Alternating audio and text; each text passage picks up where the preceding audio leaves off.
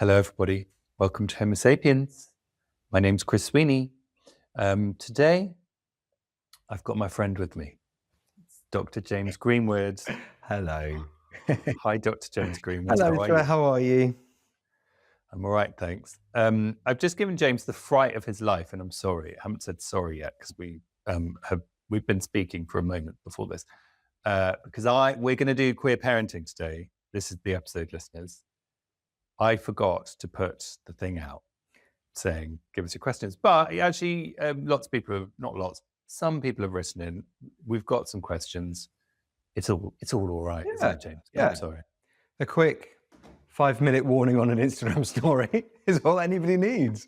Can I just say, though, people either write in the first hour or not at all. So I'm always like, don't you find? Yeah, definitely. Like, strike it whilst it's hot. So put a bit of pressure on. Here we are. If you've got a question, we're here. So sorry. How are you otherwise? You've been on a dog walk? Yeah, I'm great. I'm good.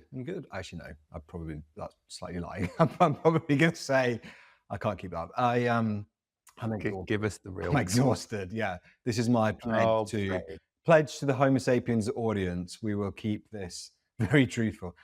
We've had about 3 weeks of a snotty nosed toddler and about 3 weeks of broken sleep, and it's just it's very tiring. That's the reality. Yeah. But we are good. We're really good. There's nothing more than just sleep deprivation, and nothing that a strong coffee can't fix. I admire your chipper nature. You are, let the record show, James, you are a fucking trooper. Oh. You and Mark, your husband, are bomb-proof, the pair of you. You're grafters, because you're traveling up and down the country every week doing all sorts of filming, plus raising a little boy, plus, for those on video, sitting in your brand new kitchen. Because if you remember last time, everybody, James's house had been completely flooded. And he came to us. I think you did it from a canoe. Yeah, 6 inches of water on the floor. Yes, no, when you say all that, it now explains in my own mind why I'm feeling so tired. The house is getting there. We had this huge flood, this sort of biblical flood around the house, and the whole of the downstairs was ripped apart. We're getting there, although we've now found that the staircase has cracked. But I do find that with builders sometimes. They just start telling me about another problem. I'm like, sorry, no. I can't. If the staircase is now dry and now it wants to crack because it's dry, that's just attention-seeking behaviour. We'll get a ladder. Don't need stairs. Come on stairs, just play the game. Everybody out. So yeah, we are. But we're getting there. We're getting there. Oh, How are you? I'm very well, thank you. Good. So I'm writing at the moment, and so I have this thing where it is like discipline-wise, it's the hardest thing to do.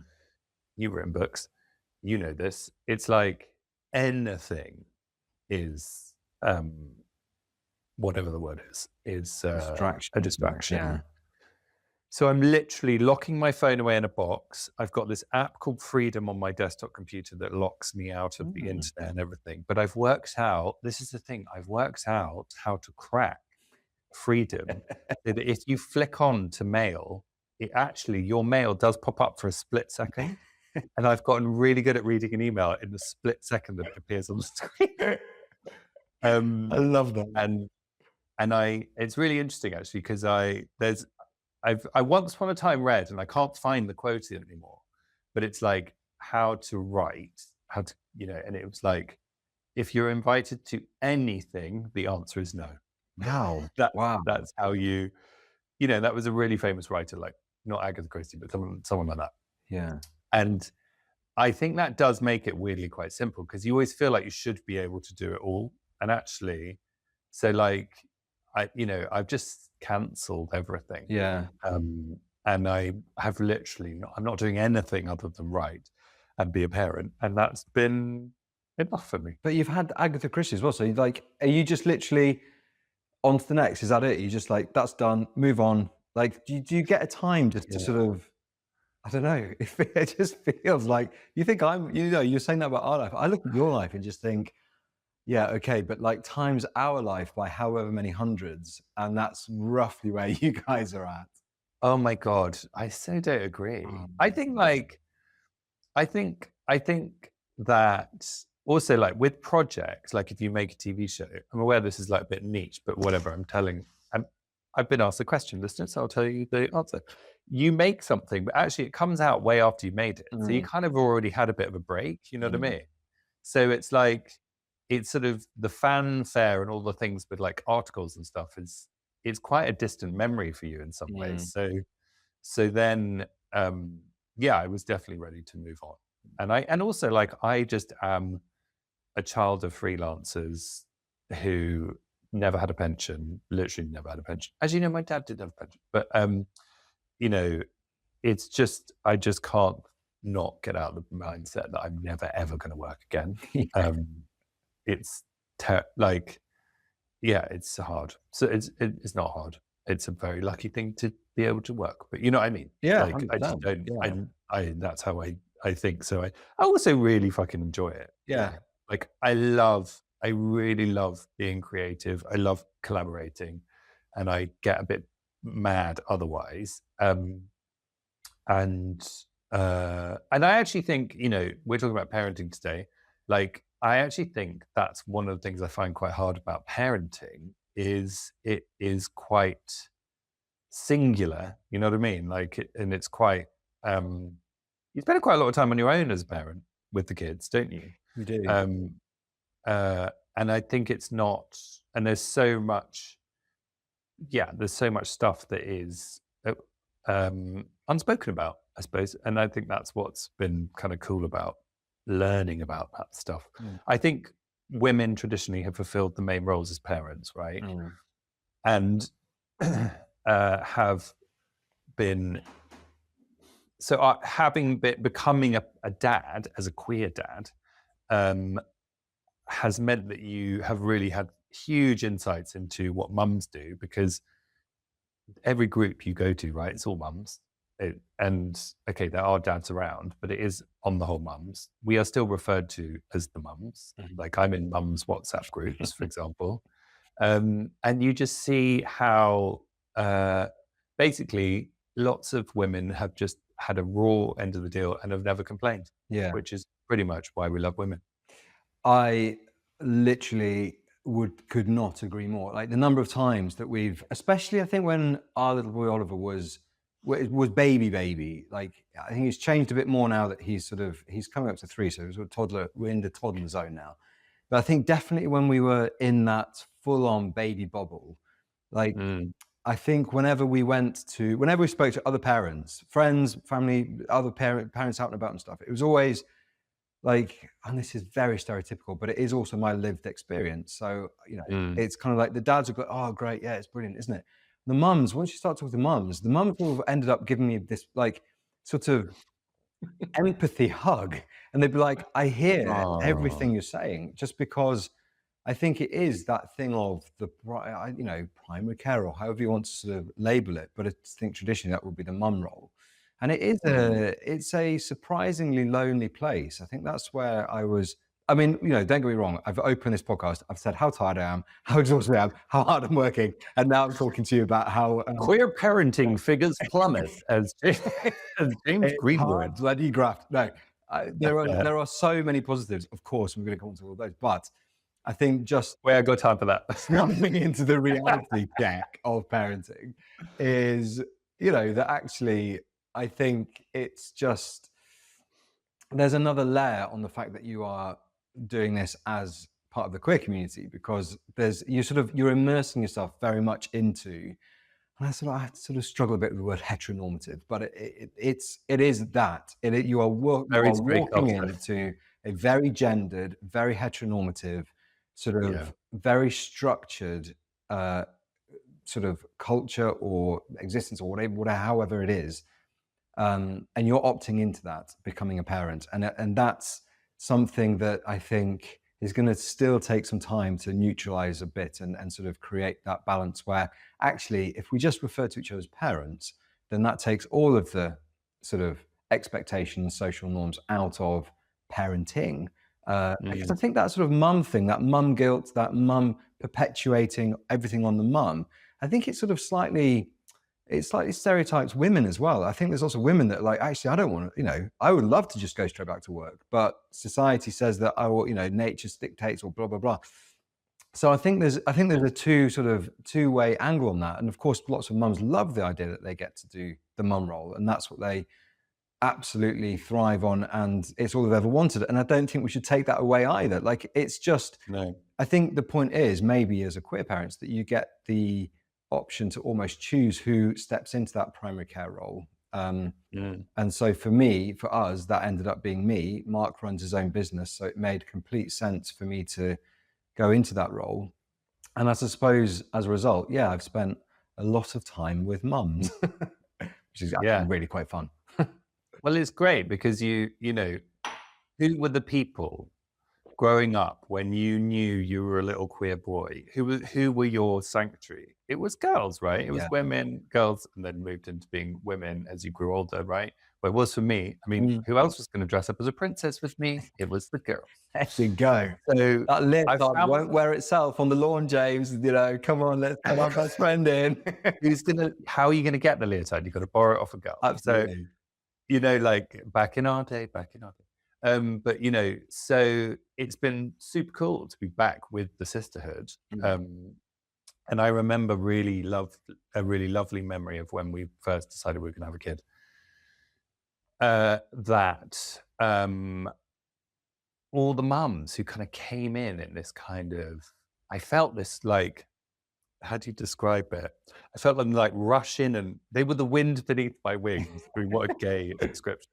But like they came in and just dropped clothes off and came and told me stuff and sent me lists and said, send me lists you've been sent and I'll tell you what you do and don't need. And like, it's fucking expensive for a Yeah. start. Once you like all these things that people say you need to buy, and you're like, what? Like, how much is a buggy? 300 quid? What? Like, et cetera, et cetera. So people were like, I can lend you that. You don't need that. And I just felt like community in exactly the same way I had felt community with meeting LGBT people, actually. Yeah. You find another tribe, and it was magic. Yeah. Really was. 100%. I feel that as well. Like it was my sister, it was my best friend, it was all the sort of the women in your life that swoop Yeah. into it, don't they? And they have the experience as well. So like, and it was I think it was because you have a million questions about everything because everything is new. And our sort of health visitors and people like that, they were great, but I kept finding that I have the NHS are amazing, but every time that I would have a question, the response from doctors or health visitors was always trust your instincts. You'll kind of, you'll know what to do. And me being a vet, I'm like, no, I want to know the objective which way. There must be a formula to how much this baby needs in terms of food, or like how frequently this, or blah blah blah. And Yeah. you basically rely on your community around you, the other parents, the other mums, to sort of say, when you're crying and when you're just tired and exhausted, it was the mums that would come forward and sort of pick you up and sort of say, look, this is normal. You're fine. You're doing this. You've got this. Mm. You're going to be good. And Yeah. and equally, they share in this other side as well. When you're sort of having those real high moments, they're like, I don't know. It's just the female figures in my world have always been close, but I think becoming a parent, it's sort of almost drawn them even closer, and it does Mm. create a whole new tribe, like you say. It's a whole new existence, a whole new world that we're into. Yeah. And should we, as is my usual way, I've jumped right in at the deep end. Shall we start by saying what kind of children, what model of children we have? No, but as in, like, you have a little boy called Yeah. Oliver. I have two girls, Peggy and Franks. You had Oliver by surrogacy in the UK. Yeah. I had our kids by surrogacy in America, which were both fantastic experiences for us, like life-changing. The most 100%. beautiful situation I've ever been through, of like being with a surrogate and they are having a child for you, and this bond grows like I've never known. It was really magic. It was almost like falling in love, like the love in the room. Did you feel that? Oh my God, that's so. So I think when you say it out loud, sometimes it's so hard to verbalize because it's such a, it's it's unlike anything, of course, that I've ever experienced before. Because this person that is essentially, to start with, a complete stranger in your life, everybody piles into this decision, this agreement. Everybody's there on their own back. Everybody wants to be there, and Yeah. like you go through this experience together. And honestly, I think my biggest memory, of course, the whole pregnancy is one thing, but then when we were in the hospital and the three of us, so Mark was there, our surrogate and our surrogate sister, so we actually had four of us all together, this little team, and like it was just like everything just multiplied. The love in the room multiplied, the support multiplied, the joy multiplied, Mm, the compassion multiplied. Everything's just more. Nothing's taken away. Everyone's a bit like, surrogacy. Nothing's taken away from anybody. Like this whole thing is mm, just a beautiful, kind of experience. And actually, what I remember the most. So we again sort of, nobody will mind me sharing, but we had quite a tricky birth. Everything was fine, mm, obviously, in the end, but the birth was a it was sort of quite a traumatic experience for everybody. But afterwards, everybody sort of came through and stuff, and because you have this really close connection all the way through the pregnancy, and then of course, Oliver was born, and then afterwards, there's this kind of feeling like you've got everything, like you've achieved what you set out to achieve. And we all kind of felt this sort of slight bluesy feeling that it was sort of mm, over almost, like that we'd done what we set out to achieve. And, of mm, course, there was nothing really that said we would have to keep in touch as parents and surrogate. Of course, we always wanted to keep in touch. Um, mm, but I can just remember thinking, like, I felt sort of this feeling like I sort of wanted, we just wanted everyone close again. So the way we kind of got through it was we just booked dates. We filled the calendar with dates for Rachel and oh, Steve to come and stay with us. Um, and that was just knowing that they were still sort of coming around and stuff like that was really good. So, but it's so unique, and I look back and I just think it was the most incredible experience and positive. And people talk, I know people have got opinions on surrogacy and things like that, but the one thing that I always think people don't do is ask the surrogates themselves. mm. Ask Rachel. So our surrogate was called Rachel, and she won't mind me sharing her name, because we've done that before. But um, I'm always a bit like, well, let's, if you want to know what it's like to being a surrogate, ask, like, give the surrogates the voice, like, let's hear from them.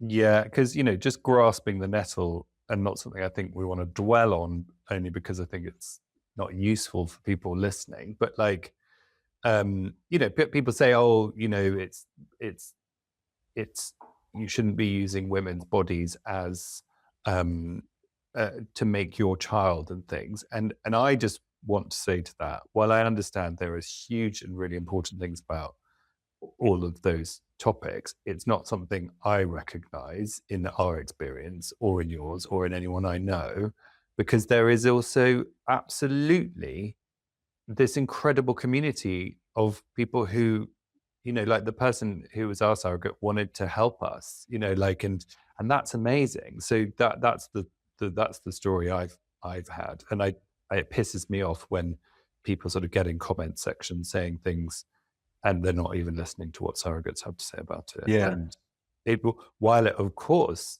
it's important to say, it of course needs lots of overseeing to make sure that everyone is treated fairly and rightly, it doesn't mean that it's not possible. And I suppose that's all I can say about it, because I can only speak to my own experience. Yeah. And I think I would back that up. I think the one thing I've always sort of thought about when people throw that sort of language around, I kind of think, well, first of all, educate, like go out, Mm. you've got your opinions on that, that's fine, but educate yourself on it. And actually, Yeah. the point about surrogacy, whether it's done in the UK or in America, I think it's all very much altruist. It's altruism in its finest form. It's somebody, our surrogate in the UK, it's expenses only, blah blah blah. But even if it's not, the point is that that's a woman choosing to do what she wants to do with her body. There is no coercion. There is no sort of, I don't know what the Mm, word is, but it's she's there on her own free will. That's how mm, we make that initial decision to become pregnant together. And mm, you know, it's something that when you speak to surrogates, lots of them say it's something that they've always just felt inside them. Rachel will say she's always wanted to carry as a surrogate. She's done it twice mm. before. She's egg donated before. She's done all these amazing things. And I kind of think it's just in some people that that's something that they want to experience themselves. So in that respect, I actually think it's the ultimate expression of women's rights that she can use her body in that way if she chooses to. And that is her choice to do that. And that's my Yeah. kind of take on it. That's my lived experience of it, is that Mm, actually you all come to the table wanting to achieve the same thing. mm. And everybody's there on their own free will. Like that's how I understand it. And also then they have, they have the right to then not talk about it afterwards if they don't want to. I think just quickly though as well, I have to Mm, just also nod to the importance of framework and the importance of how at the mm, moment I think it is I do think there is room for more legislation around it in the UK, and I think that we do need a mm, better framework. I think I don't know personally of any stories where the horror stories of whatever you hear. I haven't experienced that myself. I don't know anybody that's gone through that, but there has to be a framework and a legal system that supports both the intended yeah. parents and also the surrogate on equal measure. Mm, And I don't think we've quite got there yet. I think there are loopholes and there are sort of areas that, having been through it in the UK, there are things that I would say could be tightened up, and there are other things that mm, I think could be quicker and could be easier. Um, mm. but hopefully, it's something that we'll keep working towards.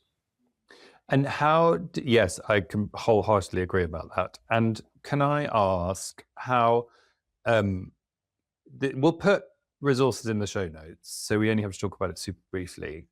But there are mixers, aren't there, for that you can go online and find, and they're for surrogates. They're called mixers for surrogates to meet intended parents, which would be gay LGBT people looking for someone to have a kid with, right? Would you say? Yeah, yeah. I mean, it's all very. When we say there are literally Facebook groups, it starts to sound a bit scammy. That's my worry with it, is that it all starts to sound a bit like, well, we met in this Mm, group and blah, blah, blah. But the reality is that those groups are, they are monitored. They are, whatever the word is, modified. Is it modified? Moderated.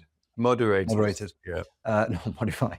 And, but we haven't had experience of those. So we met Rachel very organically Got through it. sort of chance encounter, basically, and it all kind of miraculously happened from there. So I don't think we could ever offer any real experience in terms of how do you meet a surrogate. I'd be like, for us it was just a twist of fate. So I Mm, don't really know how, but there are agencies there, there are other ways that you can come into contact with people that are looking to become surrogates. So yeah, basically yes. there are ways. Yeah, because we had a question from someone. Oh, yeah, it was about adoption or fostering as a single person. So it's worth saying, and then we can segue into other types Yeah, of yeah, parenting because they're all valid. You can do it as a single person, and yeah. I don't think a lot of people know that. Um, and you, and then there are also, I didn't know this, but actually, if you want to adopt or foster, the system is super good. They really love LGBT parents and do not shy away from any of that stuff either, right? Yeah.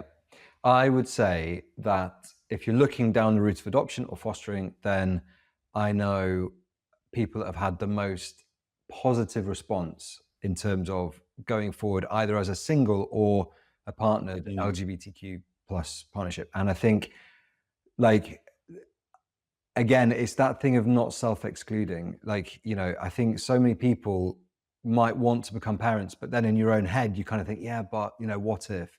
And I kind of think, and I've done that for a long time. We did that sort of like, yeah, but what if this? What if that? Is it right? Is it fair? All those questions, you sort of self-troll your own brain about, you know, can you do Self-control is this? great. And then eventually, like, right, I think I've trolled myself enough that I can still step forward and Oh my say, God, I I think this love is a it. good thing. Yes. Um, and I think if there are people out there thinking, yeah, but they might not look at us because X, Y, and Z, just send in the application. Like, Mm, it won't be based on, I mean, I think, obviously they do have criteria. mm. Of course they do, but LGBTQ plus is not a criteria for them to exclude from the role of parenting. No, absolutely. And that's um, uh, important, very important to say. And also being solo, Yeah. it's about stability they're looking for and many other things. And I do remember someone saying, and I don't know if this is totally factually correct, but I think there is a bit of an image around adoption and fostering that it takes forever. And actually, I remember someone saying they now try to replicate the 9-month pregnancy process as much, like try and find you someone within 9 months. Right. Um, and so it's not years and years. But I think it does take a long time to do your research and stuff. I think we took 10 years to Mm. have a kid. And I think, yeah, it's not a fast thing. Should we also talk about money? Because I feel like I moaned at the beginning about how much it costs, but I want to tackle that a bit because Yeah. I think it does put people off because it is sort of expensive, but it's also like, how did you feel about money going into being a parent? So money. I mean, it's just the elephant in the room with everything, isn't it? But the reality Mm, is, across the board, having children, of course, that is another element on your household finances. mm, Like that, talk to any parent, that's the case. And that's why lots of yeah, people are nowadays choosing to sort of have single child households, et cetera, et cetera, et cetera. So I think money is definitely something to factor in. But I think it's like everything. There are, there are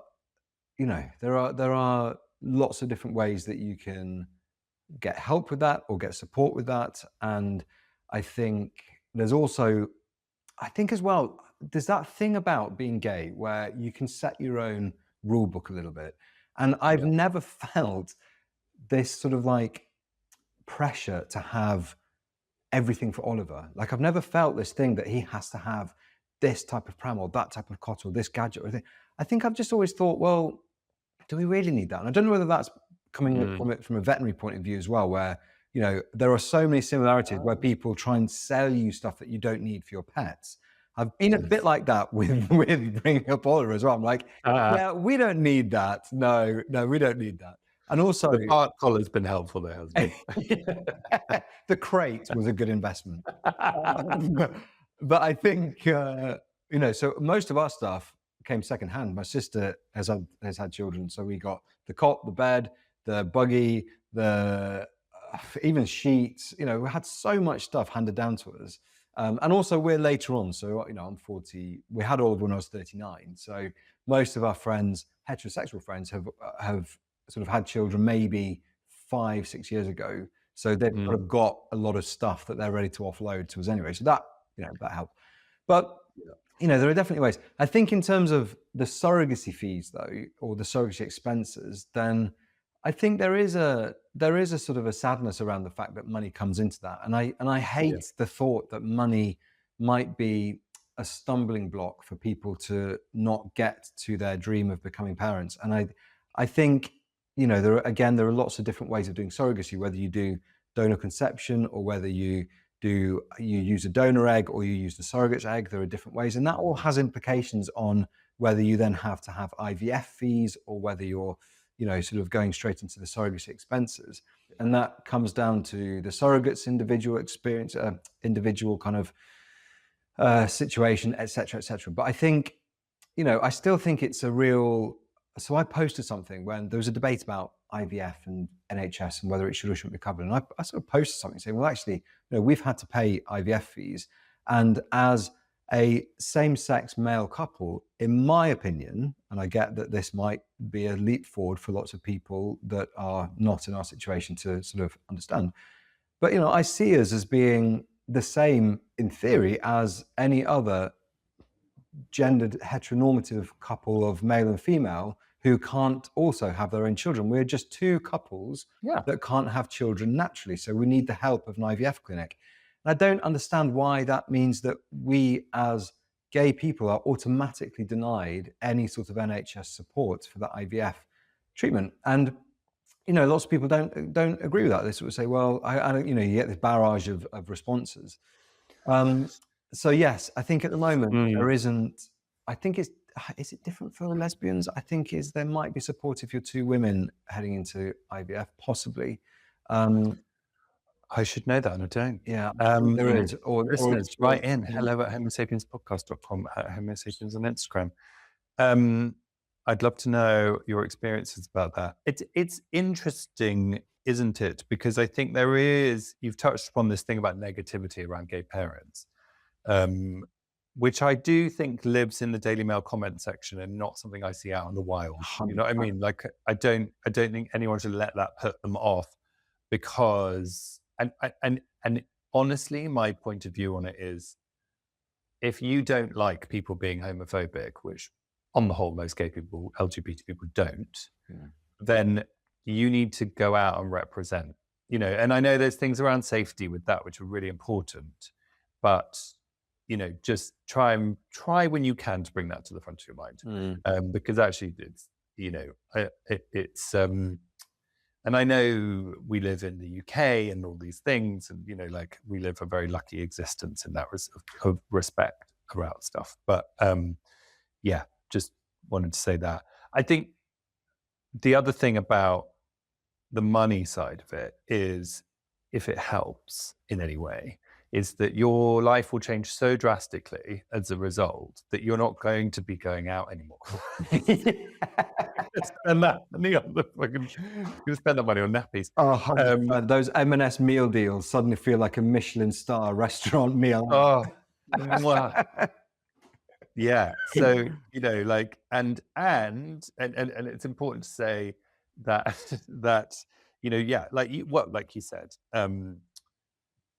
don't subscribe. I think that don't subscribe to the Instagram version of what it is to be a parent is extremely helpful as well, because I think lots of people, like a lot of influencers, there's a lot of mum influencers who have like everything, and I just think it makes a lot of parents feel shit about themselves. And actually, the truth is, anything that a child goes near within 43 seconds will be covered in jam, yogurt, or vomit. So like, mug off all the getting new anything. Yeah.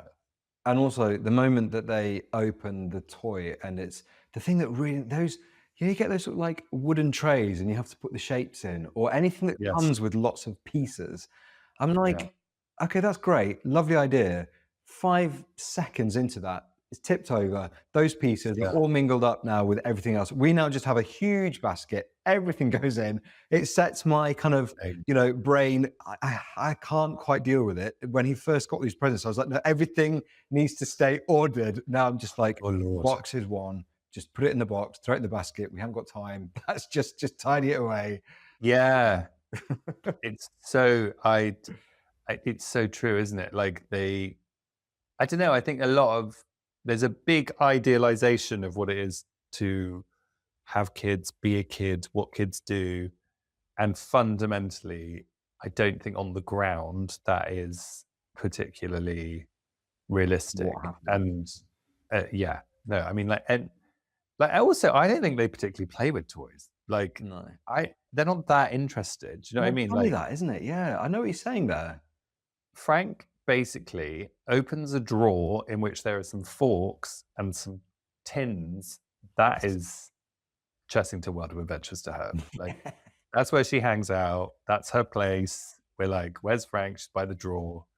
And it's, like, it's not like they go, oh, I think maybe that comes later. But yeah, it's... Well, our friend who runs a nursery up in Huddersfield, very good friend of mine, she said when he was much younger, and you get lots of gifts and stuff like that. And she was just like, the best thing you can do just get a box and just put kitchen utensils in it. Just get like a whip, Really? get a wooden spoon, fill up a jar with some rice so you can shake it.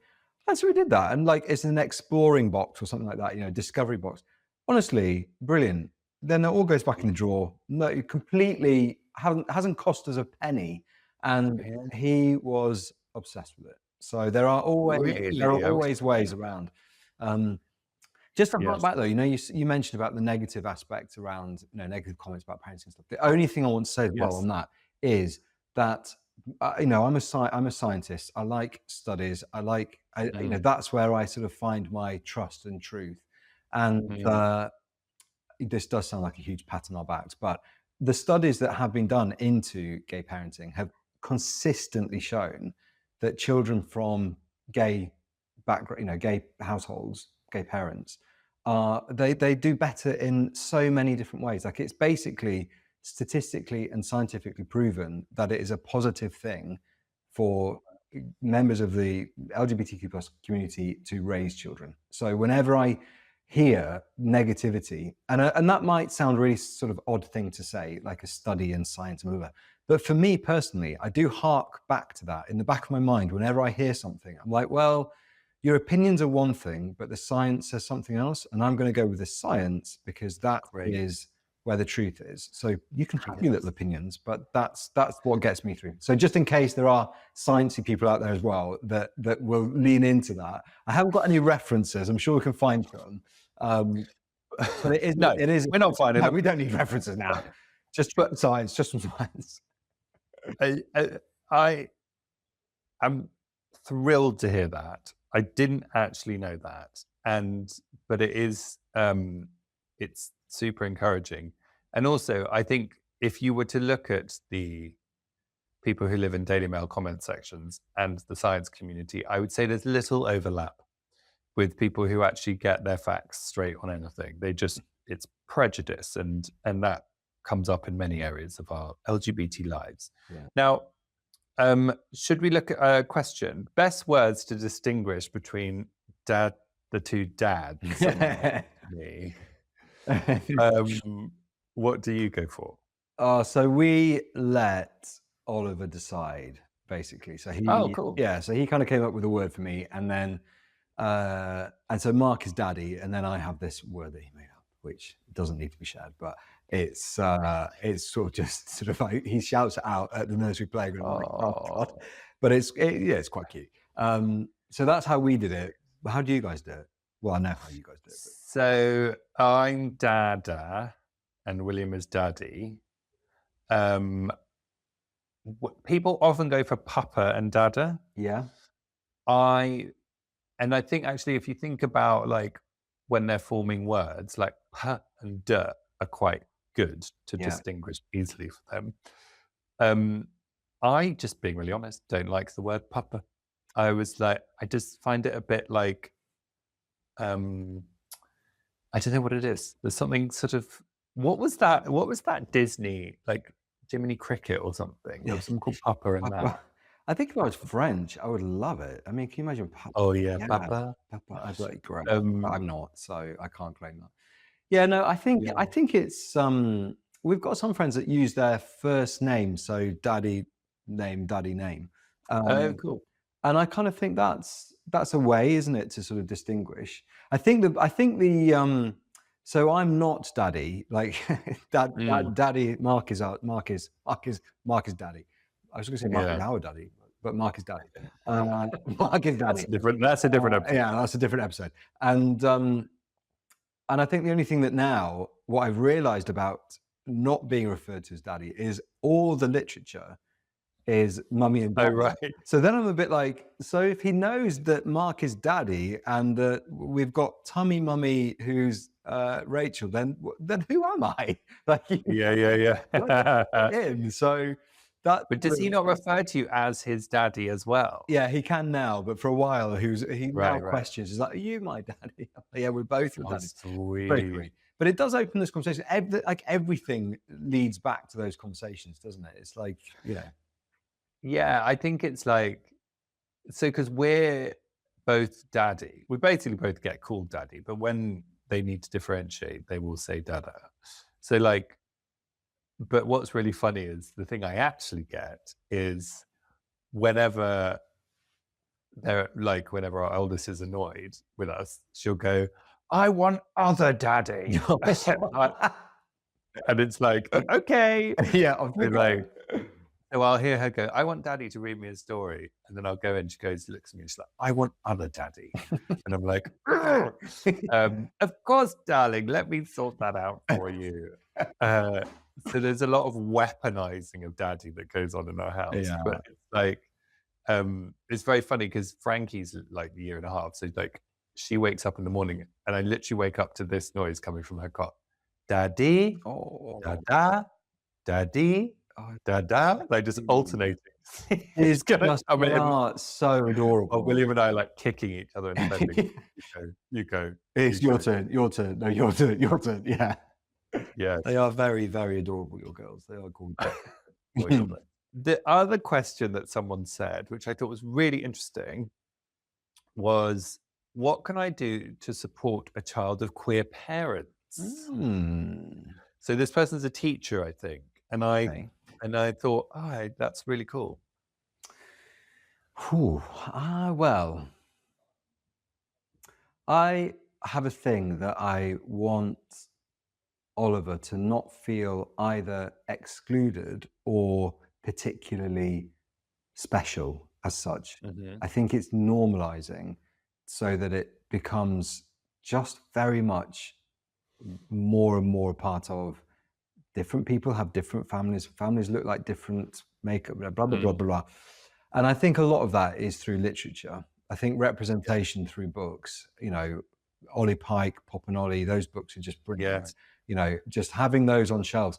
And actually, interestingly, when we spoke to Oliver does go to a nursery, when we spoke to them, I was quite surprised to hear that we were the first same-sex couple that they'd ever had, which did surprise me, but Mm. that was fine because I thought, well, actually, Do you what get a discount? I was like, can we have? Yeah, come on. Um, but they had the literature on the shelves already, and I thought, well, actually, you That's can't cool. you can't argue that they're already practicing inclusivity and diversity and the language and the equality and blah blah blah. So I'm like, well, actually, if you're already doing that, then we should just be able to slot into that, it should just be that is, we don't want to be poster boys necessarily for it. I think that's Mm. and I don't necessarily know whether it's helpful to put that through on the child either. I sort of just want Oliver to just be slot in. But I don't know. Yeah, that's How it. do you feel? Yeah, I feel so. I try and so trying to find similarities, not differences. I suppose with something that is your little version of unusual. Everybody has 27 of them, but so it's kind of like, well, let's break it down here. Like, and as in, I'm not saying this to a 3-year-old, but like, as in, what I think about before I broach it is like there's many single parent families. There's families with one mum. There's families with one dad. There's families with two dads. There's family with two mums. There's the list goes on, and I think that so who's normal here? You Yeah. know, like that's the thing that I think. And what is normal? I mean, but that so I think it's a sort of positioning it in that sense, Yeah. but also to give kids confidence at the moment that it clocks, because it will clock, it hasn't with ours yet, of and we've just had literature all along, always had stories, like you said, Bob and Ollie, and Lottie Jeffs has written lovely books, and various other people who've all left my mind. But there's one book which is all about like every different kind of family, and then I think that's useful. I also they both have a book that is their story, so it tells the story of their surrogacy and all of that. So they've looked at that since the day they were born. So it's Right. never become a new book. Yeah. Um, and from a teacher's perspective, I think it's just a case of like there's because schools are kind of gasping for shit to celebrate, right? Sorry to sound really cynical, but like, so Mother's Day is quite a biggie, Yeah. Father's Day is quite a biggie, and like, so this year they're doing this thing on Mother's Day where like all the mums are coming in. I was a bit like, oh, that's quite intense, Mm. guys. Like, so but anyway, they're gonna take their grandmas in.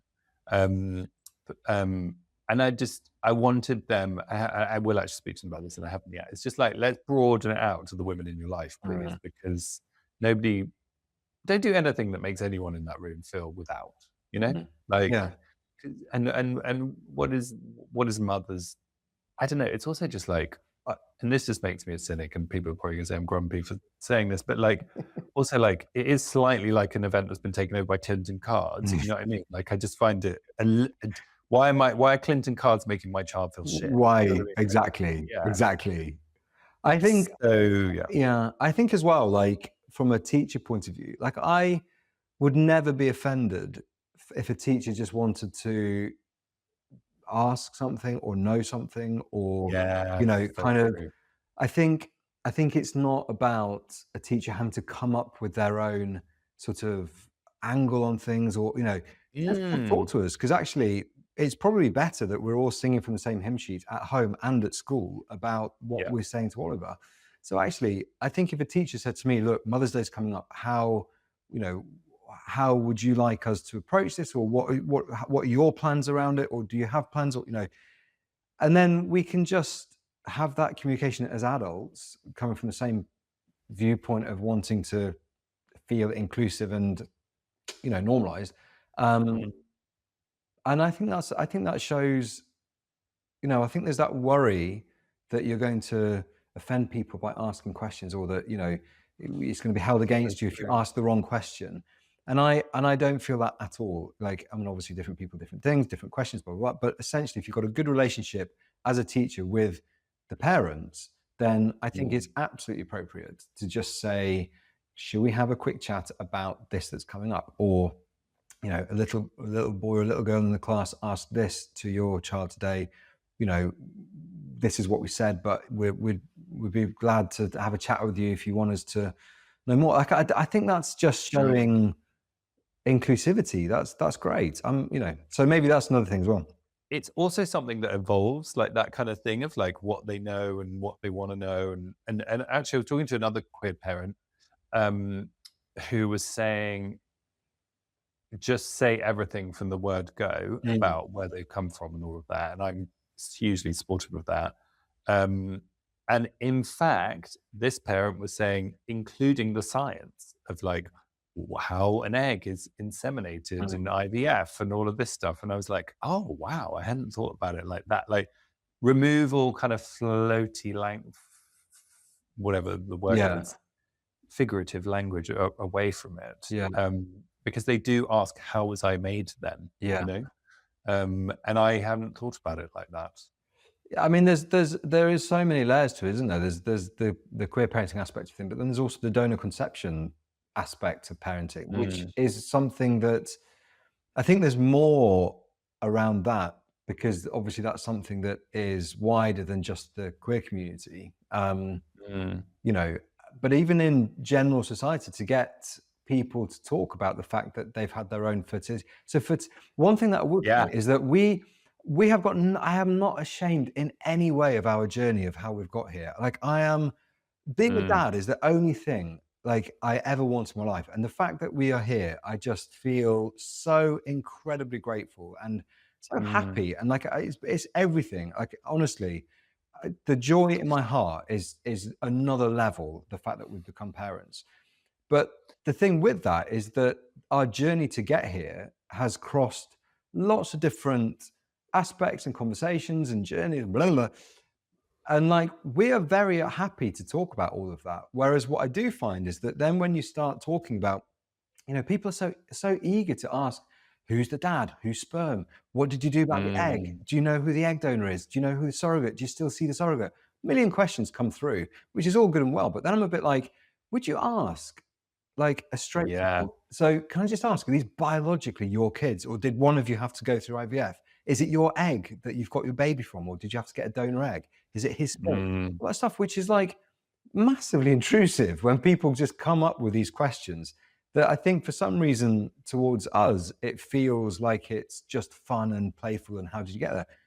But the talk around fertility and the talk around donor conception isn't yet uh, as open in society generally, as well as I think it could be. It's still sort of kept quite hush 100%. hush. It's like, IVF, well, they've had to go to the clinic, you know. I Yeah. think, well, and of course, what very individual. I'm not suggesting that anybody should be forced to talk about stuff they don't want to talk about. But I kind of think that's an No. interesting difference as well, that our fertility journey is a huge part of how we have physically been able to become parents. And I don't think that same discussion is had on the other side of the fence. And I kind of think that's a common ground that we could all kind of help each other out there a little bit more. Yes, and there's that famous saying, shame withers in the light. And there can be shame around having fertility treatment as a straight couple, as a whatever couple. And if you want to be private about it, that's fine. But if you feel ashamed of it, then speaking about it can help. Mm. Or maybe both. True. Anyway, Mm. like you say, no one has to talk about it if they don't want to. But I mean, for example, like essentially what surrogacy is, and I know this sounds quite stupid, but it didn't really dawn on me until quite far through the process. It's essentially IVF. Mm. Like, they are the same thing, but because you do quite a lot of your own research, you don't really realize. You're like, oh, we're doing our own special version. I'm like, no, this is just IVF. I Mm. hadn't quite thought about that. Just wanting to be honest. But also you oh, my brain's gone again. Is it something to do with being a parent, do you think? I think we. That's what I wanted to ask you, James. You said you always wanted to be a dad. Mm. So was there a period as you realized you were gay that you thought, oh no, I'm not going to be a dad? Yeah, that was. Was there? Yeah, there was, because when I came out quite late, so I was well, what again? Like, why put parameters on? But it was 27ish, and at the time, things like gay adoption, or certainly growing up, gay adoption was legal, gay marriage was legal, blah blah blah, and so I kind of always had self-excluded the idea of ever becoming a dad.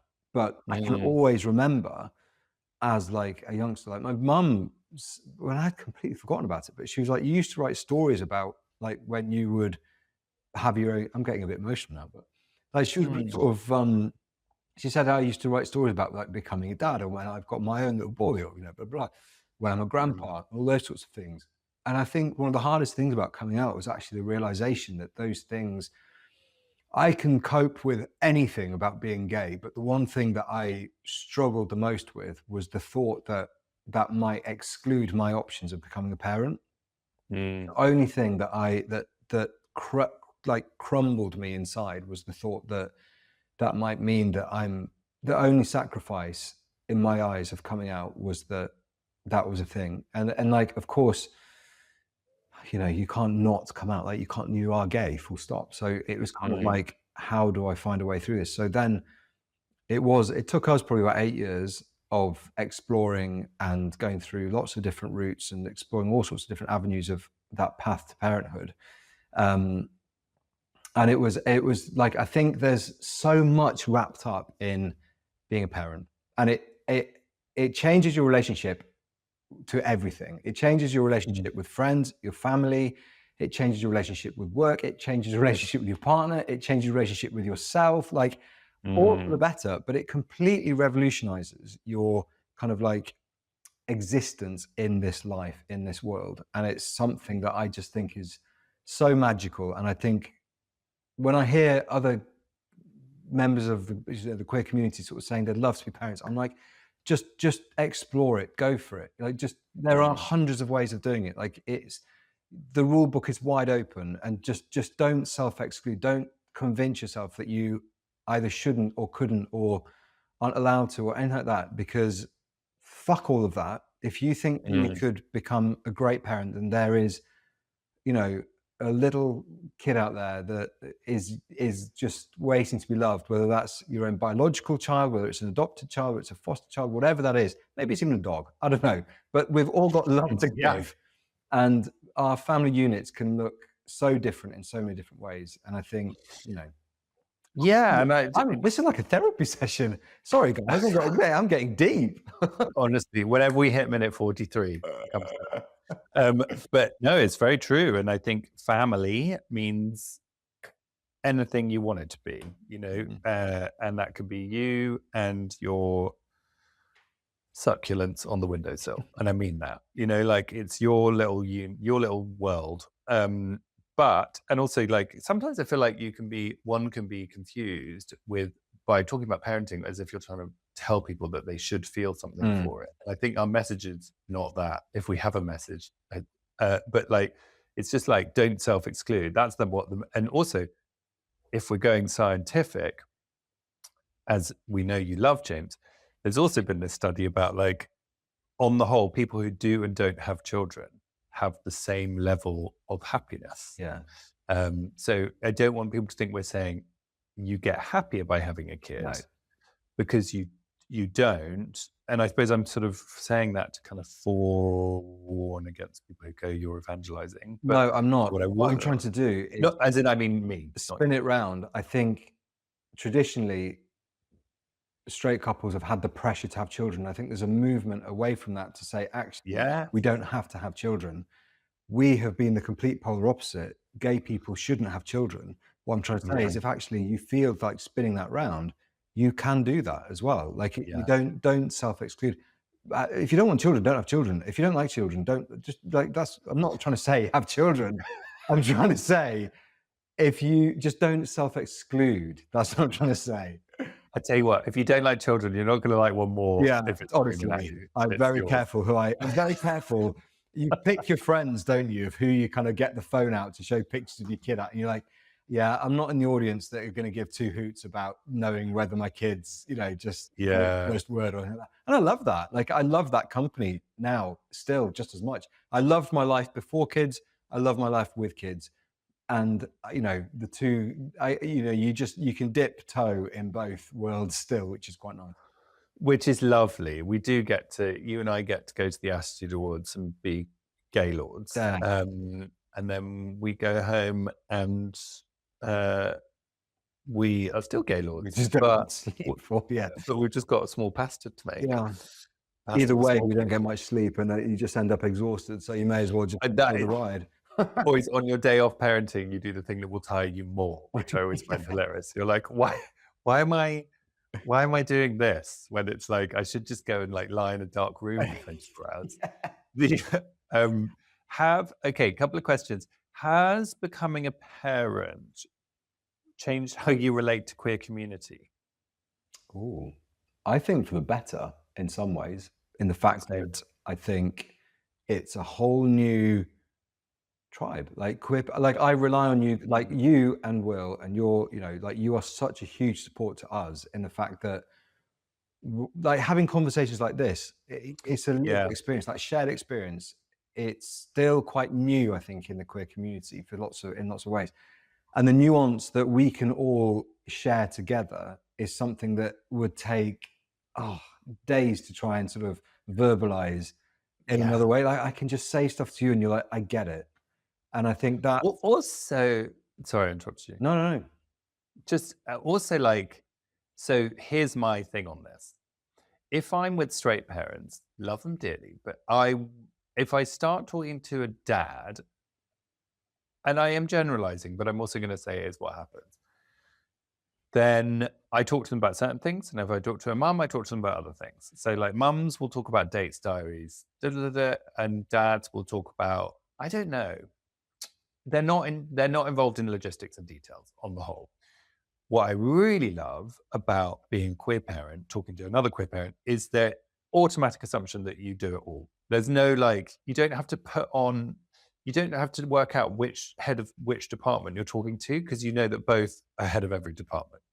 Like you'll kind of subconsciously just not ask a dad what the kids will eat because often they don't know. Yeah. Like, Isn't that weird that we do that? it's weird. And also like some people say, well, you should. And like some dads really want to be asked, but they don't. And I actually get, See, that's go on. on. There you go. well, just I get on the receiving end of that of like, sometimes people are like, they won't ask me something because they're like, someone else will know. And it's like, no, I know all of it. I mean, I don't know it all, but I try to have some information on me at most times. Yeah. Go on, then. I completely hear what you're saying, and actually, your girls are slightly older, so maybe that will come more with time. But I sort of go the other way where I don't particularly see the sort of mum and dad figure, and I will just ask those questions straight out. And when dads turn around to me and be like, "Well, I don't know," it stops me. Sometimes it stops me in my tracks a bit. I'm like, "Well, how Yeah. can you not know that?" But of course, and that isn't coming from a point of judgment. That's just like the difference between, you know, it's that stepping into that gendered sort of thing. It's like, oh yeah, of course, because you don't do that, do you? I'm like, No.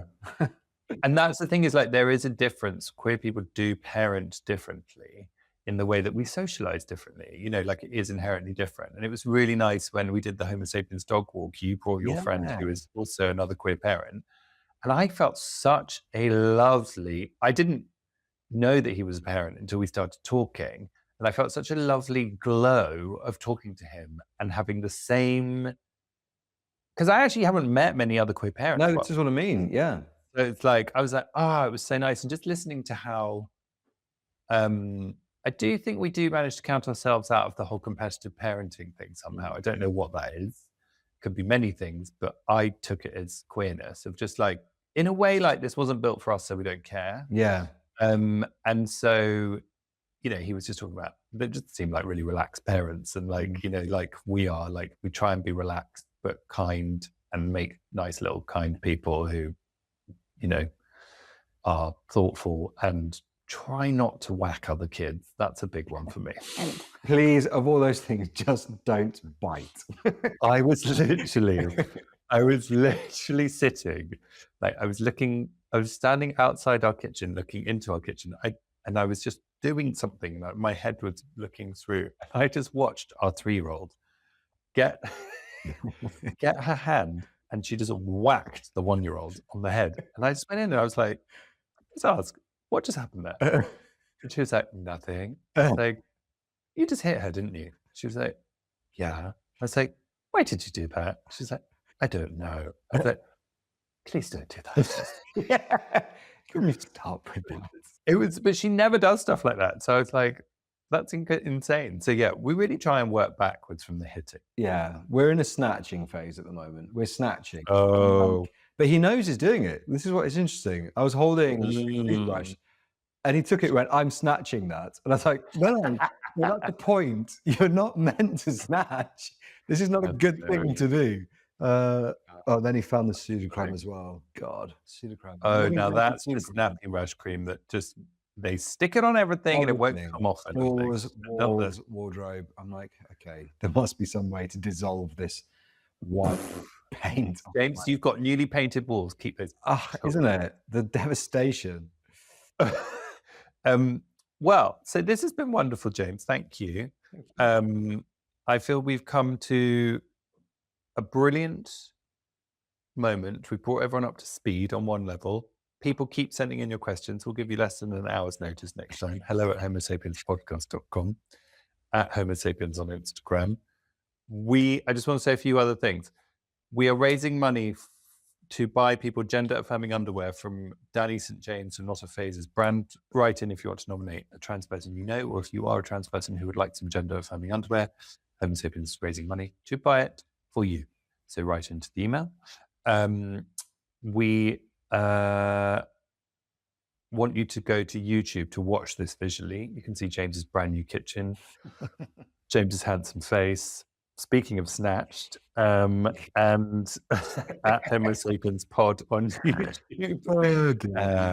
Yeah, go and watch the videos. That's what it's there for. Subscribe. We need you to subscribe. Come on, people. We're nearly 500 subscribers, okay? We need more. Nice. So please may you go there and subscribe. James, thanks for doing this. As you know, we love chatting to each other.